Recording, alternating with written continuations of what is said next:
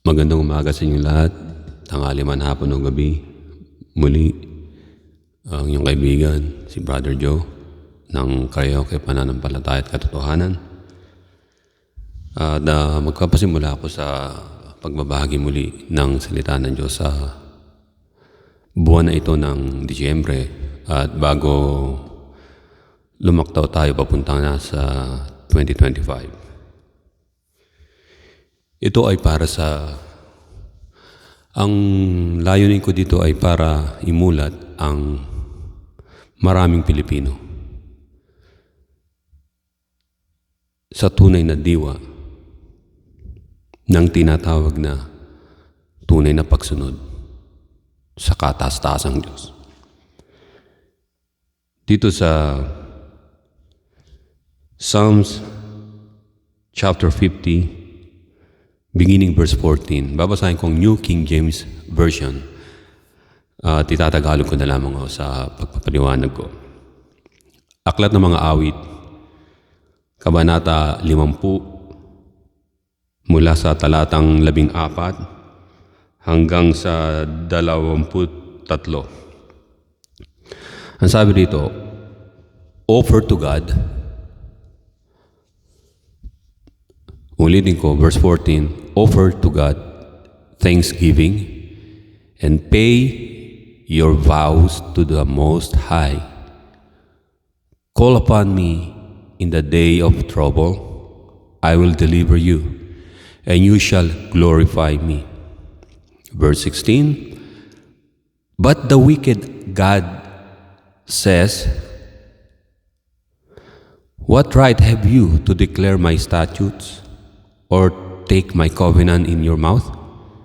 Seeing you hate instruction and cast my words behind you, when you saw a thief, you consented with him and have been a partaker with adulterers.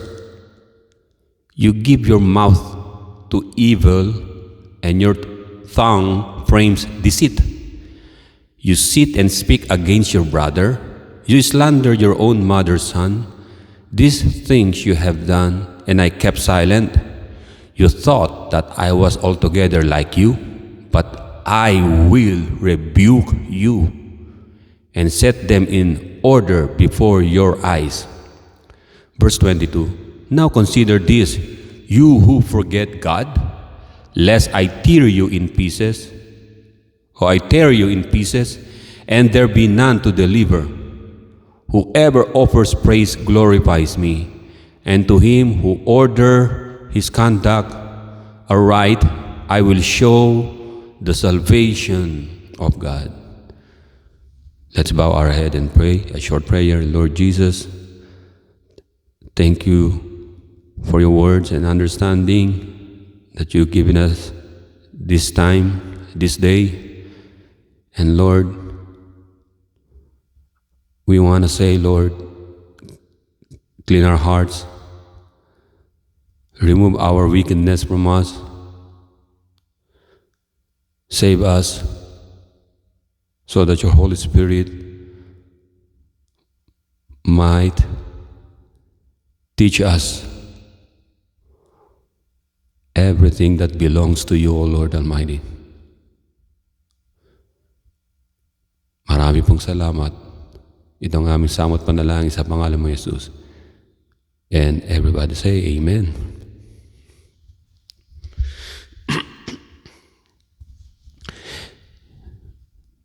Dito sa binasa natin na Book of Psalms chapter 50, beginning verse 14.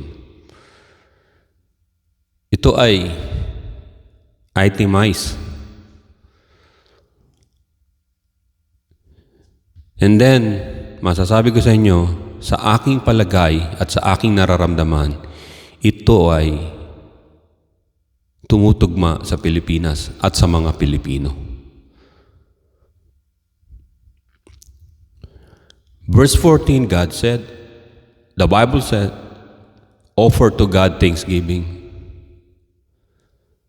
and pay your vows to the Most High. Call upon me in the day of trouble. I will deliver you, and you shall glorify me. Ito ang 3 action words na sinabi ng Panginoon. Sa inyo, mga Pilipino, mula sa presidente, kay President Bongbong Marcos, hanggang sa street sweepers ng Pilipinas. God said, offer to God thanksgiving. Magbigay kayo ng pagpapasalamat sa Diyos. And pay your vows to the Lord. Ganapin ninyo ang inyong ipinangako. Tulad ng mga resolution nyo. New Year's resolution. Lastly, call upon me in the day of trouble. Ito ay isang buo at sistematikong pamamaraan ng Diyos sa tao, sa mga Pilipino, at hindi lang sa mga Hebreo, kundi sa lahat ng mga tao sa mundo. Ayan ang magiging topic natin ngayon.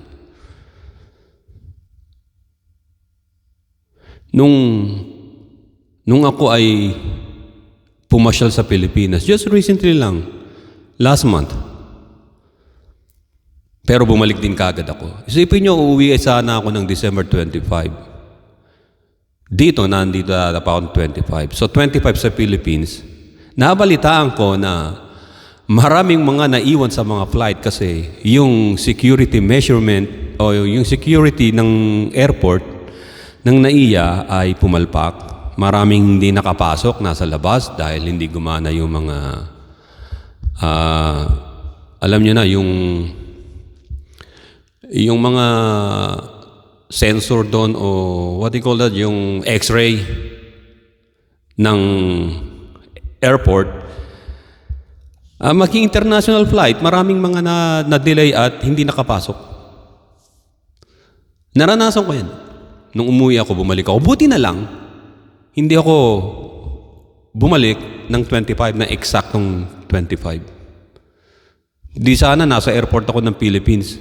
Hindi ako makakabalik ng Amerika. So, it's all about God's plan and purpose sa akin. Kasi 3 days and 3 nights lang ako dun sa Manila. At I decided na bumalik sa Amerika. Kasi mas mahalaga naman yung aking gagawin dito sa Amerika kaysa mag-stay ako sa Philippines na alam ko na marami mga tao nagnanais na makabalik sa Pilipinas para magbakasyon. Pero look at that. Kung ganun ang mangyayari ho ay congested, walang systematic kung ano. Hindi ako nakakita ng pedestrian lane sa Philippines kahit sa Maynila na merong stoplight para sa mga tumatawid at para sa mga dumarating na sasakyan. Wala eh. Makikita nyo lang yan sa business area sa Makati dahil matagal nang meron ton. Pero actually sa mga city o let's say Metro Manila, sa mga city, syudad, wala eh. May mga tao na tumatawid na nga sa pedestrian, patuloy na isinasagasa ng mga motorsiklo at jeep o sasakyan. Yung sasakyan nila para duman. Kasi yung isang pinsan ko na taga Cavite, she offered me ride sa sasakyan niya kasi meron siyang 2 sasakyan. O sige, sabi ko ganun. And then nagdadrive. Sabi ko, pedestrian niya, no, watch out, sabi ko. Pero dinorecho niya pa rin. Sabi ko, nako, sa Amerika, you're gonna be in trouble, you're gonna get caught, and you're gonna get a big fine. Kasi hindi tinutuloy yung sasakyan kapag may pedestrian na. Kahit sabihin mong walang tumatawid dyan, you have to slow down, stop. Pagkatapos saka ka lang magpo-proceed pagka clear. At kapag may stoplight, mag-i-stop ka talaga. One car ahead, empty dapat yun, may space. At least yung mga tumatawid, kung may malilit na bata, nakikita mo. Sabi kong ganun. Sabi ko, next time, you don't drive like that kasi delikado yan.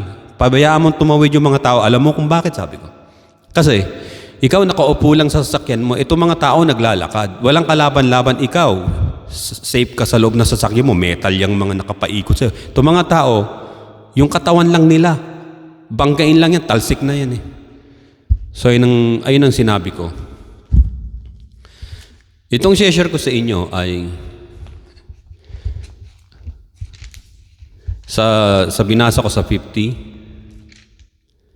Ito is isang paalala lamang ho sa darating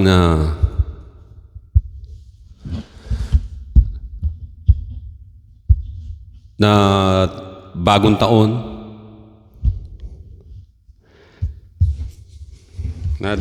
Titignan ko dito sa chapter 50.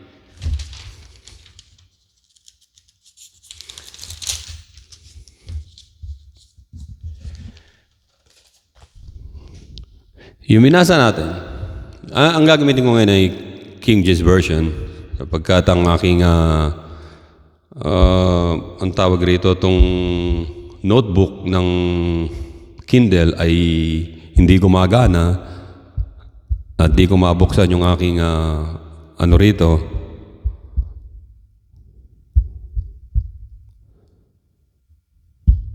Okay. So dito sa verse 14, there were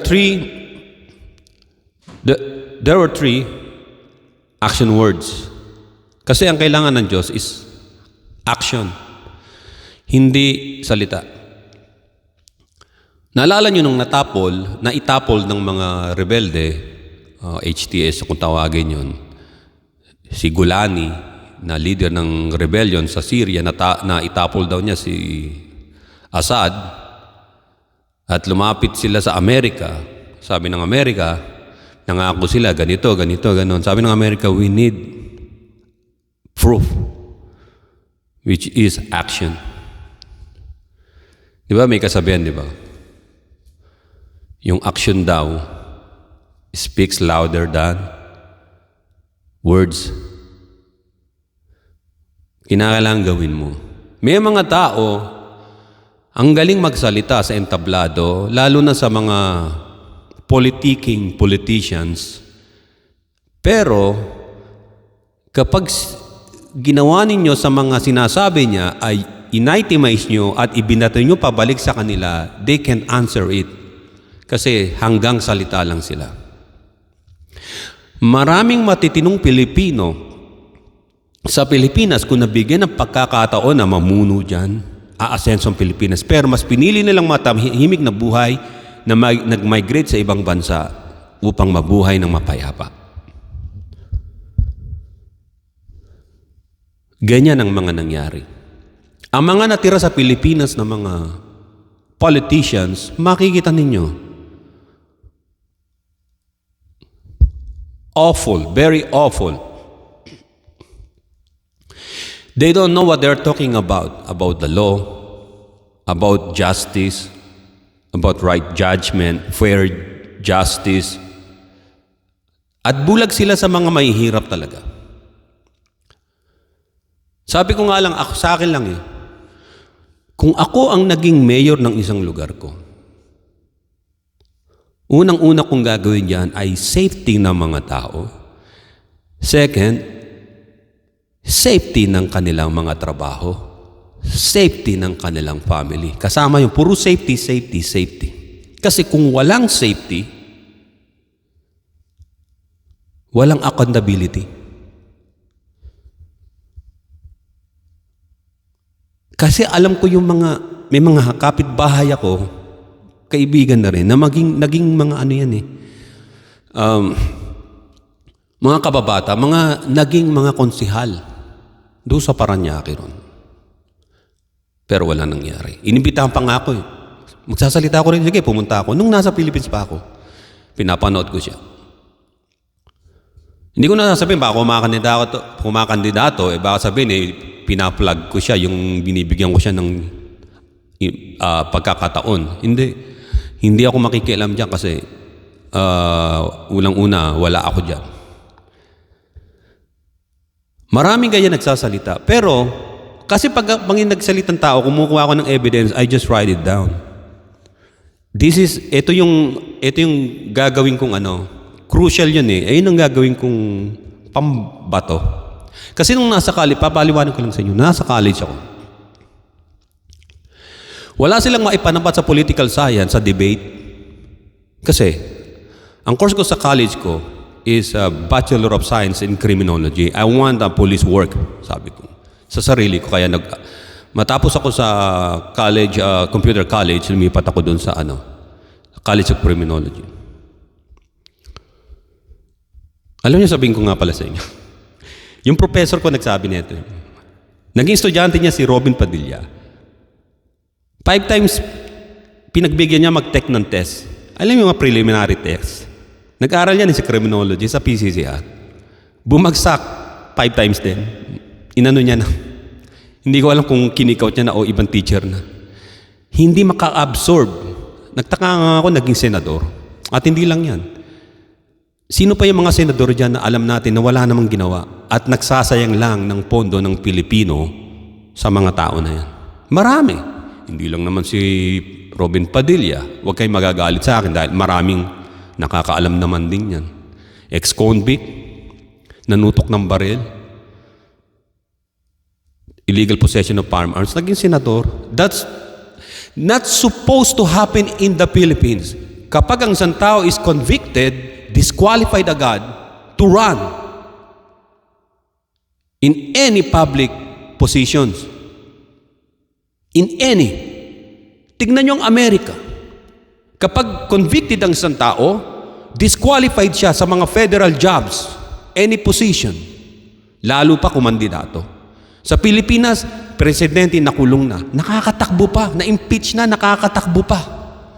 Mga senador nakulong na, millions of dollars na nakuha nila, nakulong, binoto pa, nakatakbo pa. Kaya kayong mga Pilipino, don't blame God. Blame yourself. Kasi, there will come a time na yung mga ginawa ninyo na pagtotolerate sa kasamaan ng ginagawa ng mga taong ito, lalo na mga leader ninyo sa Pilipinas, it gonna come back sa inyo even worse. Worse pa kaysa sa nangyari sa bansang Israel. Tutuloy ko yung basa rito. There were like 3 action words dito. Offer unto God thanksgiving. Offer is one action word. Pay thy vows, another one. Gawin mo yung ipinangako mo. And call upon the name of the Lord, or call upon me, God said, in the day of trouble. Ang linaw, offer. Action word is to offer. And then, pay thy vows. Gawin mo yung mga ipinangako mo. At tumawag ka, call upon me in the day of trouble. I will deliver thee, and thou shalt glorify me. Ito yung mga hindi nakikita ng maraming mga tao sa Pilipinas. Hindi natin, ibig sabihin, parang hindi big deal ito sa kanila. Na hindi nila alam ay unti-unti na silang nailulugmok sa tinatawag na great deep trouble.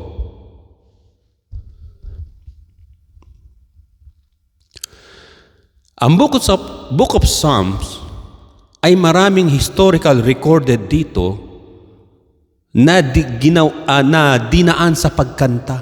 Parang country music yan sa lahat ng bansa. Maging sa Pilipinas, folk songs, di ba? Freddy Aguilar. Yung mga buhay ng mga tao na isinusulat niya, na ikwento sa kanya, ginagawa niya ng kanta. Ganon din sa Book of Psalms. Yung mga country singer dito, di ba? Sabi nga ng iba, mag-ingat kayo pag kayo naging boyfriend ni Taylor Swift, igagawan kayo ng kanta niya matapos makipag-break sa inyo. Di ba? Ayun ang kasabihan dito. Sinasabi ng mga tao. So bakit kinakailangan natin na ang mga nangyari, this is the tinatawag na hard evidence, isang factual na nangyari, at lahat na naganap sa Biblia ay para sa ating ikatututo at sa ating pagtuturo. Kung kayo'y mapupunan ninyo na kapag ako'y nangangaral dito sa platform na ito, I don't use flowery words. Kesera-sera kung sino man tao ang masagasaan. Kasi, very short lang ang buhay natin dito sa mundo at hindi natin pwedeng sabihin na hindi ko naman siya makikita na eh. Hindi ho. Ang kaluluwa ho ninyo ay importante ho sa Panginoon. Ang aking topic rito is avoiding God's wrath or judgment. Makakaiwas ba ang mga tao, ang buong Pilipinas, ang mga Pilipino sa judgment ng Diyos, sa God's wrath o galit ng Diyos? Remember, action speaks louder than words. Meron 3 action words na binanggit ko na God is still waiting for us na gawin. Which is call upon me in the day of trouble. Call first. There were 3 stages of trouble in this world, tandaan nyo. 3. 1 is imminent danger or trouble. Yung nakikita natin na maaari itong pagmulan ng disgrasya o trouble.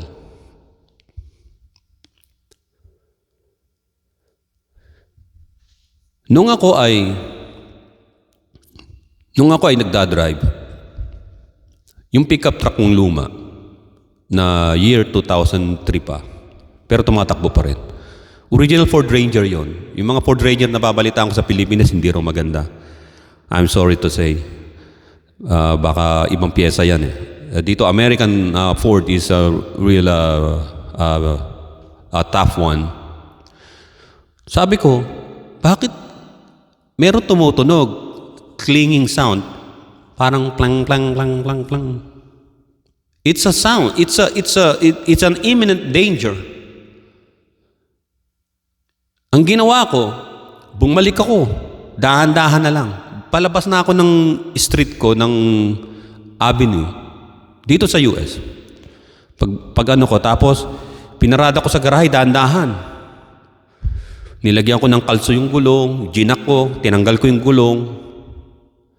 Nakita ko chinek ko yung mga brakes, yung brake shoe, yung mga ganyan.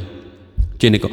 Yung brakes, yung parking brake, yung isang pyesa na parang arm siya na siyang sumusuporta sa spring, natanggal.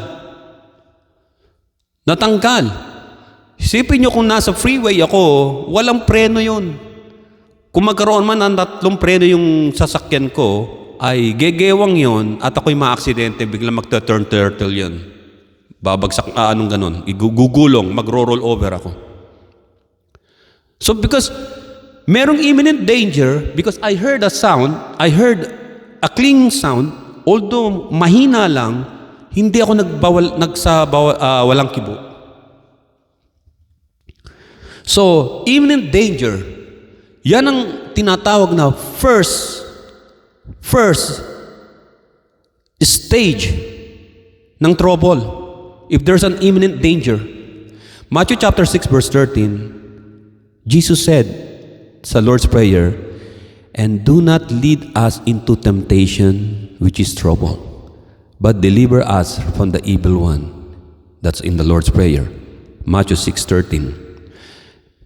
Because Jesus said, there are 3 stages ng trouble, the Bible said, and Jesus said, sa Matthew 6:13, na there's an imminent danger. Hindi pa dumarating, but there's an imminent danger. Parang palakol na nakaamba pa lang. According to Job chapter 5 verse 6, for affliction, meaning trouble, for affliction does not come from the dust. Hindi ito nanggagaling sa ibang tao. Dust, ang ibig sabihin yung tao, yung mga tao. Because we came from the dust of the earth.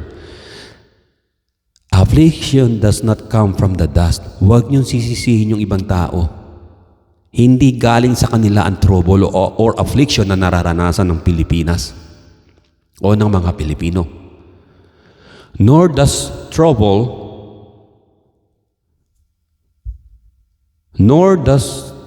sabi rito,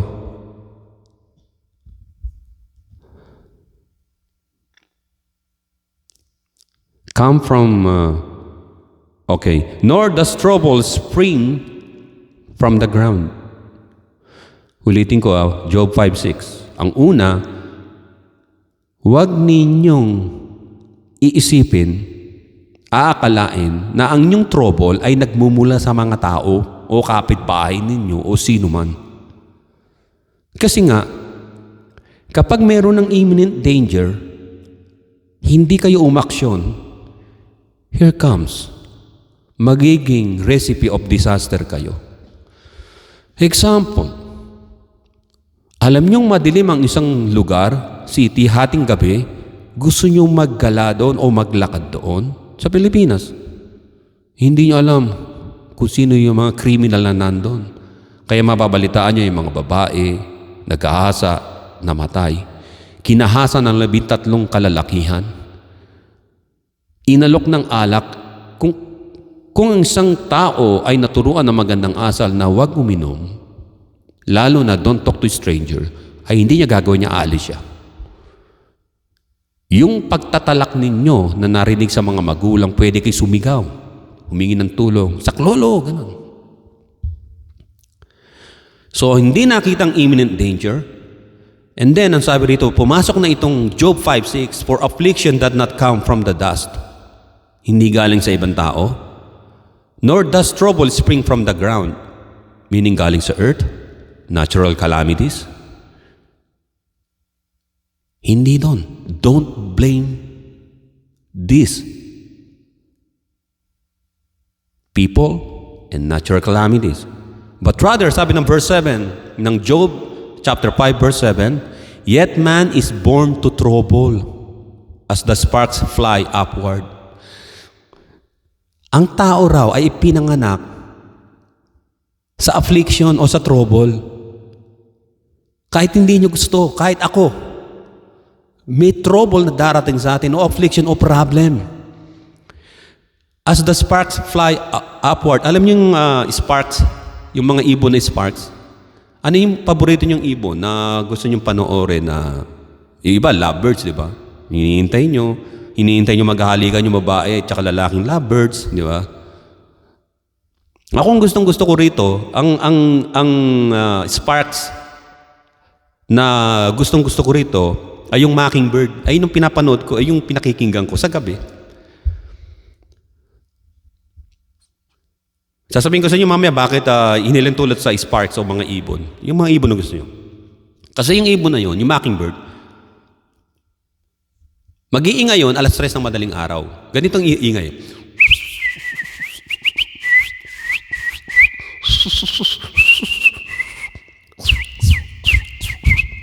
Maraming ganun. Marami siyang pattern.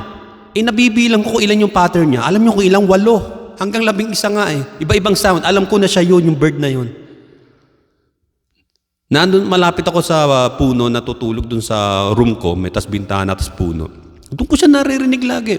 Nagigising ako ng 3 o'clock dahil sa kanya.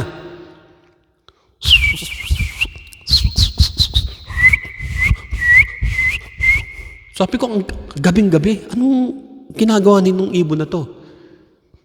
Yung mockingbird. At hindi lang yon, ang ibig sabihin ng yet man is born to trouble as the sparks fly upward. Kasi yung mga tao na to na hinilentulad sa sparks na ibon, they can tell injustices sa buhay nila, equity, diversity, and inclusion. Kaya nabibiktima sila. They don't care. Nandito yung isang politician, may dalang bigas, ilang bigas lang ha. Kunyari mabait siya. Hindi nyo alam yung binibigay sa inyo, ninakaw niya rin yun. Itong mali sa inyo mga Pilipino. Don't look at the outward appearance ng ginagawa ng mga politician nyo. Kasi, dinadaan kayo, ginagamit nila ang certain culture natin ng pagtanaw na utang na loob. Ang katuwiran nila kapag binigyan mo na isang sakong bigas o kalahating sakong bigas o let's say isang plastic bag na bigas at delata, tatanawin na nila ng utang na loob yun. That is wrong. Huwag ninyong gawin ang pagtanaw ng utang na loob ang ibinigay sa inyo 500 pesos na suhol o vote buying. Kasi you will suffer affliction after election. Here comes the trouble. Darating sa inyo.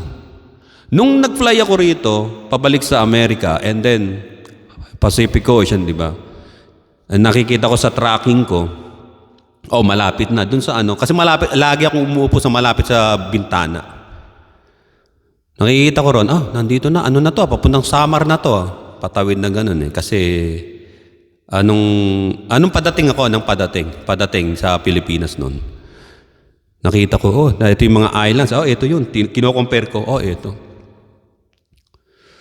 Alam mo yung Pilipinas, may mga green na, di ba? Tapos, malinaw ko nakita Parang ma-overpower ng water in the future.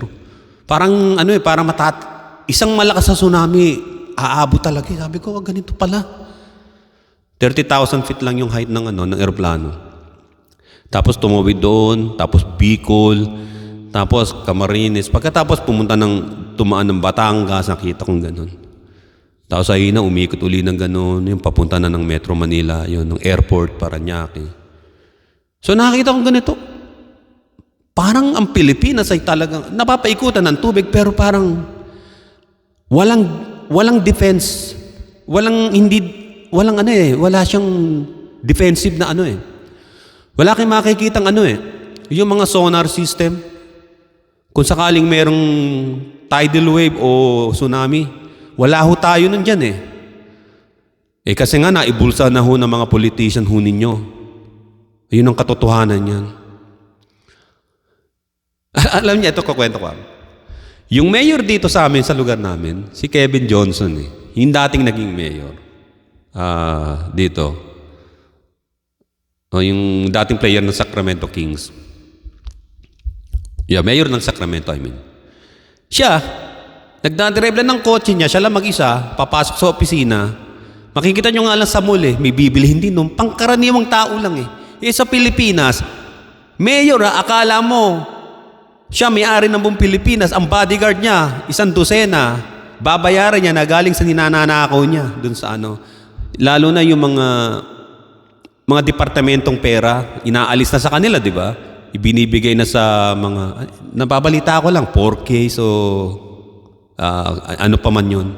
Para yung mga mayor, nasa kanila, yung control nila yung pera, at portion lang ibibigay sa mga tao pag hihingi ng tulong, pero nasa kanila yung malaking portion, which is corruption.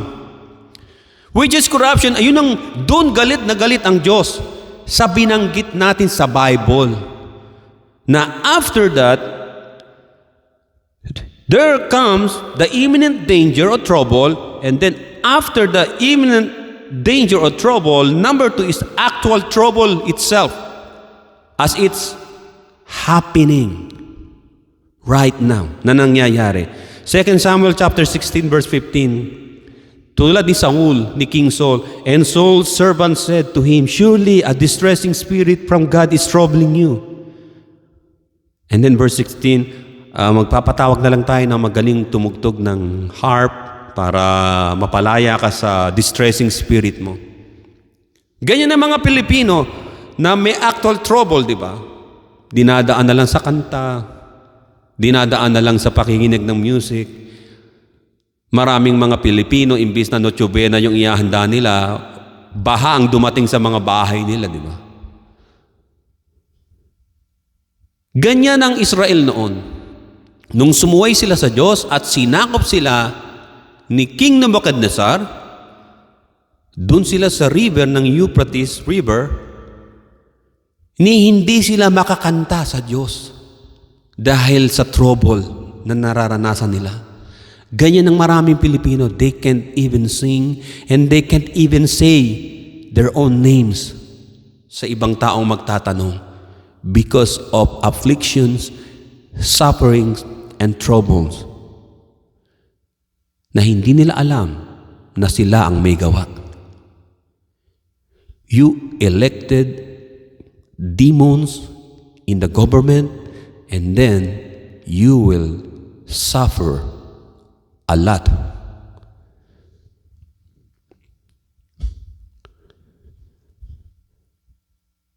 God said in Psalms chapter 46 verse 1, the Bible said, God is our refuge and strength, a very present help in trouble. Kung presently, right now, meron kang trouble, remember God is our refuge and strength, a very present help in trouble. Pangatlo, the aftermath trouble. May trouble pang kasunod.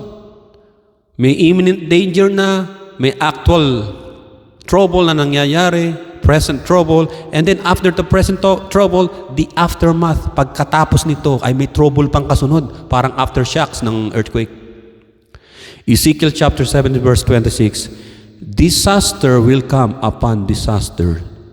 Ganyan ang nangyayari sa Pilipinas. After ng isang bagyo, may another bagyo. Although sa history ng Pilipinas ay maraming, kung gaano karami ang alphabet, ay ganun din karami ang bagyo kasi pinabase sa alphabet, di ba? Pero ang Pilipinas ay nagiging napaflattened na ng malalakas na ulan. Landslide ang ibig sabihin. There will come a time na ang Pilipinas, anumang matataas na lugar, ay papatag. And then yung Philippines ay may expose sa lahat ng elements. Nature, and mga foreign invaders. Why the believer suffers the same fate alongside with the unbelievers? Ito ang magiging maliwanag kong ipo-point out sa inyo. Akala ba natin na ang mga believers ay hindi magsasuffer? Halimbawa, bumaha, nagmo-motorsiklo ka, pati motorsiklo mo nadamay. Damay-damay na yun, di ba? Why? Hindi exempted ang mga believers. Mga Christians na gumagamit ng Bible, either pinipilipit ninyo ang Bible, o ginagatasan ninyo ang Bible, o whatever motives na ginagawa ninyo sa Bible. Why? People, even Christians and non-Christians, are suffering. Babasahin ko kung bakit. Sa New King James Version na binasa ko kanina. Ito sa verse 16. But to the wicked, God says, sa mga masasama, what right have you to declare my statutes? Yung mga gumagamit ng mga salita ng Diyos, makinig kayo. Kayo binabanggit dito, you are wicked. But to the wicked, God says, what right have you to declare my statutes or take my covenant in your mouth? Yung Bible, babanggitin ninyo. Seeing you hate instruction, namumuhi naman kayo sa inuutos ng Diyos sa inyo, sa salita niya. And cast my words behind you. Kung ibalibag ninyo ang Bible, ang salita ng Diyos, hindi nyo papansinin. When you saw a thief, eto na, verse 18. When you saw a thief, either sa government, o sa church ninyo, o sa mga tao, kapitbahay ninyo, when you saw a thief, you consented with him. Kaya lumalakas ang loob ng mga magnanakaw sa gobyerno ng Pilipinas. Pinagtatanggol ninyo ang Vice President na nagnakaw ng milyon-milyon o yung ibang senador na nakulong na nagnakaw at ipagtatanggol pa ninyo. When you saw a thief, you consented with him or with her and have been a partaker with adulterers. Pag sinabing adulterers, ito yung kumikilalang medyos pero kumikilala rin sa kinang ng salapi. You cannot serve two masters, sabi ng Bible. Sabi ni Jesus Christ. Hindi pwedeng yung money God at yung God mismo ng heaven and earth ay paglingkuran mo.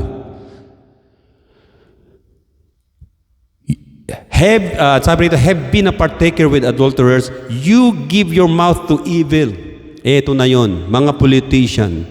Kung magmura kayo sa Senado, sa Kongreso, House of Representatives, hindi na ninyo ginalang ang House of Representatives, di lalo na sa mga simbahan ninyo. You give your mouth to evil and your tongue frames deceit. Nagsisinungaling na, hindi ko kinakailangan ipaliwanag sapagkat confidential funds ito, wala na kayong pakialam doon kung sa ko ginastos. That is wrong. The people needs where the money goes. Saan napunta? Saan napunta ang milyon-milyong pananalapi ng bayan na nanggagaling sa mga taxes ng mga tao na bumibili ng pagkain, bumibili ng mga gamit sa bahay, even gasoline? Kinukuhaan nyo ng taxes. Where those taxes? Where are those taxes? Saan napunta? Kaya mayroong impeachment ng Pilipinas sa mga nagiging leader ng corruption. Ito ni pamamaraan ng Diyos para ang judgment, ang justice ay makamit ng mga Pilipino. Hindi lang isang Pilipino, hindi lang iilan kundi lahat ng mga Pilipino. We want to know where are those money na ninakaw ninyo mga politicians. Verse 21 ang sabi, these things verse 20, you sit and speak against your brother, you slander your own mother's son. These things you have done, and I kept silent, God said. Nananahimik ang Diyos. You thought that I was altogether like you. Akala nyo kagaya nyo ako, sabi ng Diyos, na okay lang gumawa ng kasamaan. But I will rebuke you. I-rebuke ng Diyos, meaning judgment. And set them in order before your eyes. Verse 22, now consider this, you who forget God, kayong nakakalimot sa Diyos, mga Pilipino.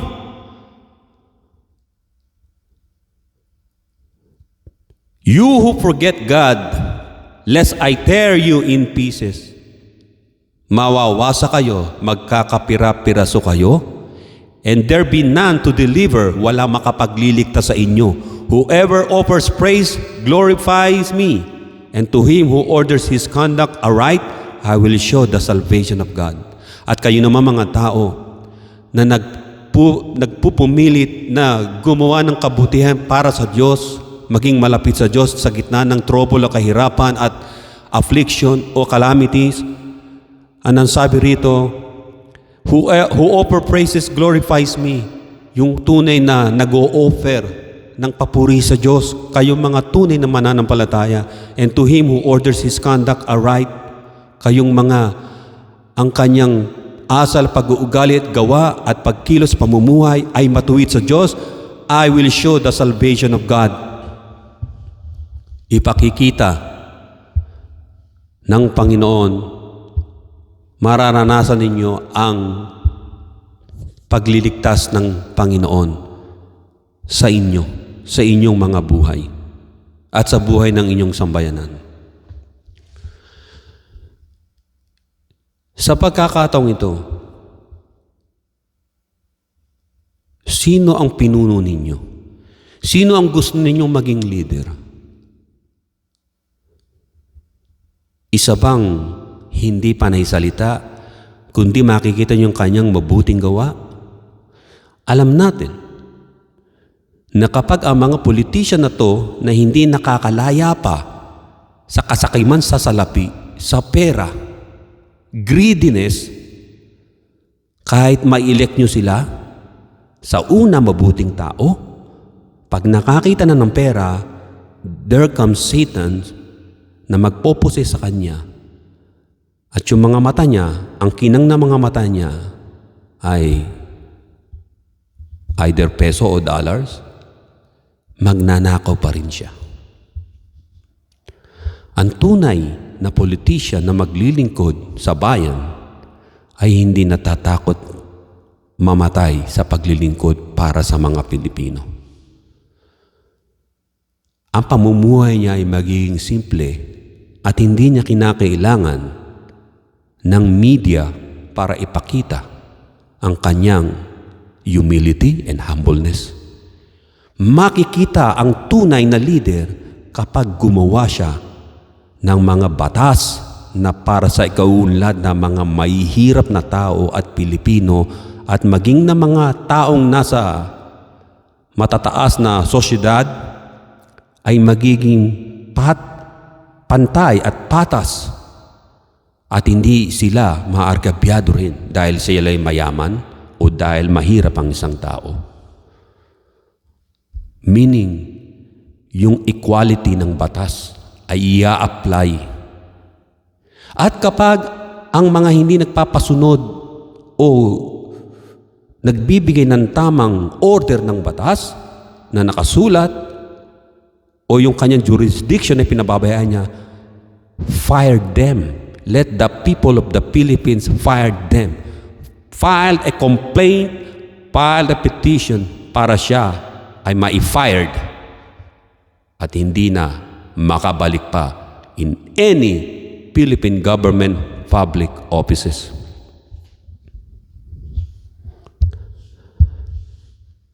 Mga kapatid, alam natin na naparito ang Panginoon para tayo'y iligtas. Maraming mga hindi nakakakilala sa Panginoon at meron naman mga tao na sinasabi nila na nakikilala nila ang Panginoon, pero malalaman naman sa kanilang mga gawa at sa bunga ng kanilang mga pamumuhay kung ang Panginoon nga ay kanilang sinusunod.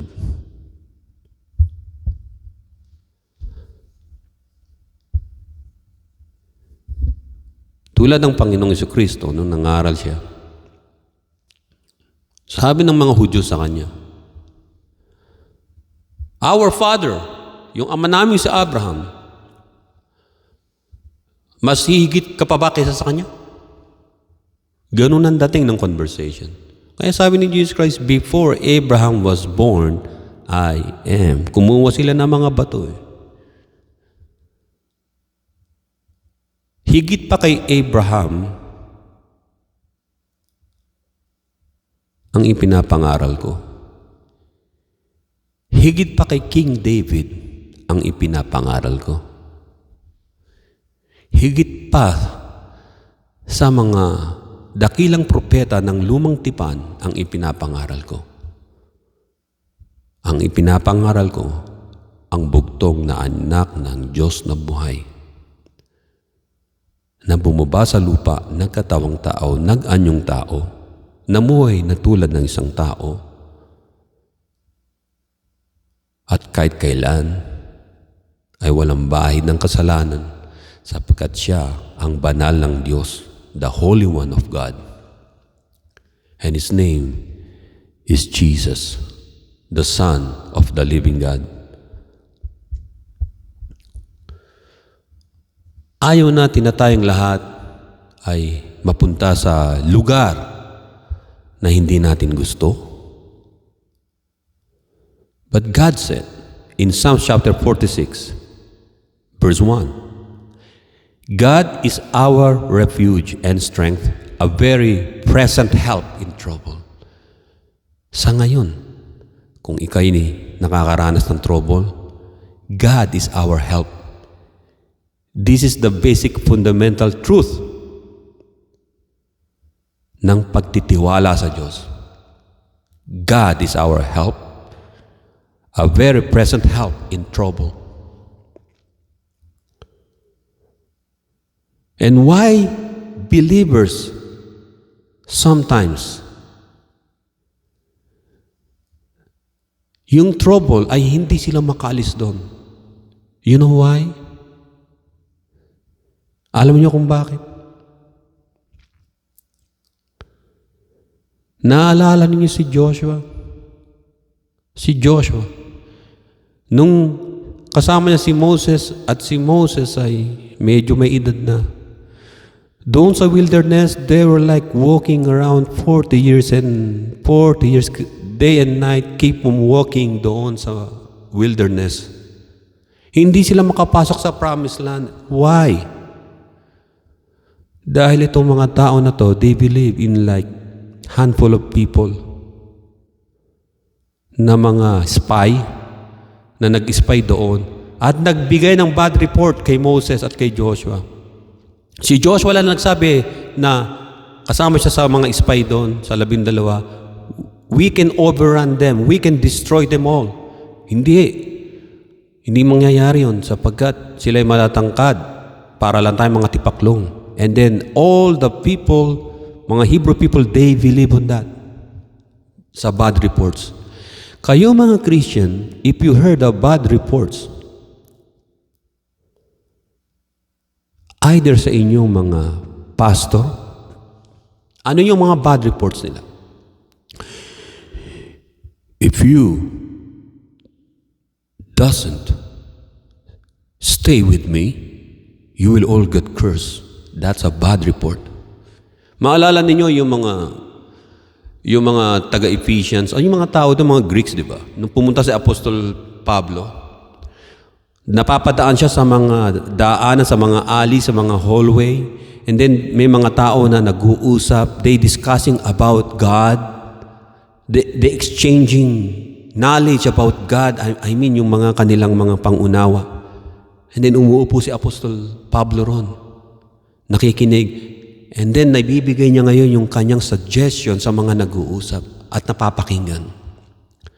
Sa mga born-again fellowship, sa mga evangelical fellowship, these leaders, these pastors, they don't want you to talk about God because they will tell you you're not authorized to explain. That is wrong. That's why we have a Bible. If you bought a Bible like this, they don't have right to stop you on reading it and have a thought, deep thoughts, explaining sa sarili mo. Nung bago pa lang akong Christian, about, let's say, a year na akong Christian, I keep on reading the Bible. Meron akong Tagalog Bible. Meron pa nga akong Bible na pag nakabalita ako, may namimigay ng libreng Bible. Yung libreng Bible. Yung sa mga store doon pinupuntahan ko yun. Sasabihin ko na sa inyo na yung isang, ano bang religion yun? Yung dating daan. Namimigay O sabi ko, that's good. Kinuha ko yung Tagalog Bible. Tapos may dating daan. Ginagawa ko lang doon, Clorox, yung mga imprinted nila, binubura ko lang yun. Kasi nabibili nila ng mura lang sa Bible Society, sa United Nations. Nagtrabaho din ako doon sa United Nation Avenue, sa Philippine Bible Society, sa warehouse. So, binubura lang namin yung mga mantsa-mantsa ng Clorox. Tatanggal. So, doon libre naman Pero nagpa-thank you ako doon sa ano. I don't care kung anong religion nila. Nagbigay ng Bible. Ito naman yung Bible na same na ginagamit. Tagalog Bible. Basa ako na basa yan every day, every night. Estudyante rin ako noon. Biglang, nakatulog ako. Sa pagbabasa ko, nakatulog ako. As in nakatulog ko, deep sleep. And then my spirit went out from my body. Kitang-kita ko yung sarili ko natutulog. And then there's angel of the Lord. Meron. Sabi sa akin, sumunod ka. Sinama ako. Pumasok kami sa isang malaking parang palace o library. Ang daming mga wood na nakita ko. Parang yung mga sinaunang Victorian wood. Tapos nakita ko ang daming sapatos. May leather. Maaamoy niyo yung amoy luma, ganun. Sabi ko, ano po ibig sabihin nito? Ano itong mga shoes na to? Sabi ko yung mga sapatos. Tinatagalog ko. Yan ang mga sapatos ng mga nagsuot ng mga nangaral ng gospel. Gulat ako. Tapos pinifeed up sa isip ko, yung mga sinaunang mga preacher, sinaunang panahon pa. Lalo na yung mga preacher doon sa Europe din, tsaka sa Amerika. Ang daming sapatos. Tapos meron pa siyang binanggit, yung angel, meron pa siyang binanggit sa akin na yung mga nag-translate din ng Bible, yan, ayun ang mga sinuot nila. Ang lalaki ng mga paa Sabi, Tapos yung mga lakad akong gano'n. Sabi sa akin, pumili ka na ng gusto mong isuot. Ha? Sabi ko gano'n.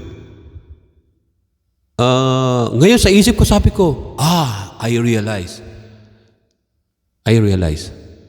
Sabi ko, hindi ko po magagawa yan na isuot yung paa ko sa sapatos sa ibang tao na sila na mismo ang style nila. Meaning, I don't want to be a preacher like them. I'm not worthy to be like them. Kasi pag sinuot ko daw yung sapatos, ganun ako mangangaral katulad ng unang may-ari ng sapatos na yun. Sabi ko, I'm not worthy. Sabi ko, hindi po ako karapat-dapat. Pinalakad pa ako. Parang warehouse ang malaki. Left and right. Wala akong mapili. Basta lakad ka lang dyan. Pumili ka lang ng gusto mo. Sabi ko, merong mga pangalan, nakakalimutan ko lang yung mga pangalan, kilalang mga preacher ng mga 14th century, 15th, 16th century. Nandun yung mga leather shoes nila. Pagkatapos nun, ang ginawa ko, diretso, tapos isang room naman ulit, puro shoes. Wala akong mapili talaga. Tapos yung last part, merong issues doon.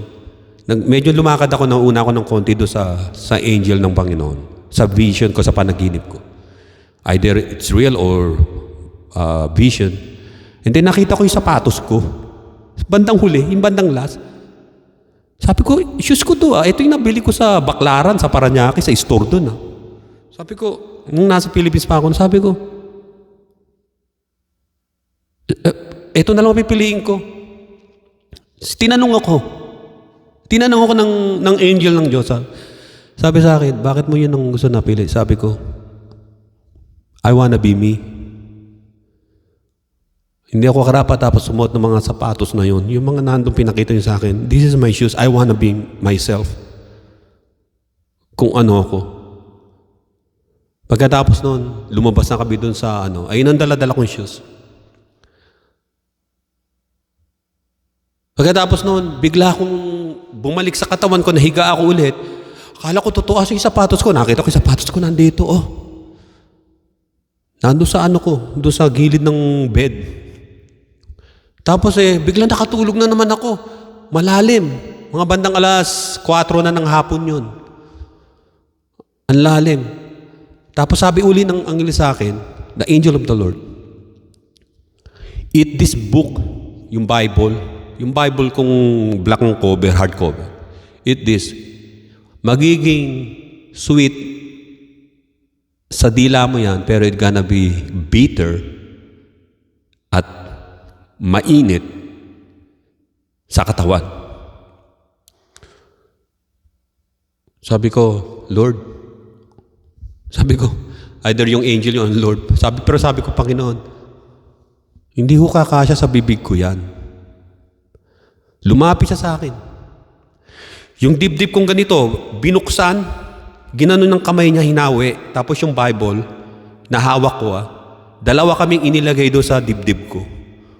Tapos sinara, ang sakit ng dibdib ko. Nung bumangon ako, naramdaman ko ang sakit. Ang init. Mainit na masakit na akala nyo, tinatrangkaso ako na parang masakit ang kasukasuan dito. Yun ang naranasan ko. It was my vision. Dung nasa Philippines pa ako. Listen to this. 1 Corinthians chapter 11 verse 32. But we are judged, we are chastened by the Lord, that we may not be condemned with the world. Tayo mga believers ni Jesus Christ, hinahatulan tayo ng Diyos. Pinaparusahan tayo, itinutuwid bilang anak, that we may not be condemned with the world. Pinagsasabihan tayo, hindi yan ang dapat mong direksyon sapagkat yan ay patungo sa kapahamakan. Para hindi tayo maparusahan at mahatulan sa final judgment ng Diyos kasama yung mga makasalanan. That's why we have trouble too. Tayo mga Christians. Hindi lang sila, kundi tayo. Because we are part of this planet Earth. But the Bible says, 1 Corinthians 11:32, but we are judged. Para mapatunayan ng Diyos na tayo ngay mga anak niya at mapatunayan natin na tayo ngay kinakalinga ng Diyos, we are judged. Sa mga wrongdoings natin, we are chastened. Itinutuwid pinapalo by the Lord that we may not be condemned with the world. Mga kapatid, ang rod and staff ng Diyos minsan ay ginagamit niya sa mga tupang naliligaw, tinatapik niya, pinapalong ganon para dun pumunta sa direksyon na green pastures. Ganon sa ating minsan ng Panginoon. The Lord God Almighty, sometimes He uses His own stuff to hit us so that we can have yung attention ay mapunta sa Panginoon. Hey, I'm right here. Go right here to the green pasture. That's supposed to be for you. Hindi rito because you're going to the hill, you're going to the danger zone, yung mga bangin. Hindi ka dapat doon. Kaya minsan, hinahagupit tayo ng Diyos because He loves us. Pinapatunayan niya lang na nandito ako para sa'yo. Sometimes yung mga trouble natin sa buhay, sa pagkakamali natin, o nakakalimot na tayo sa Panginoon, sometimes God is hitting us with His own rod and staff. Yun ang sinasabi ng Bible din sa atin.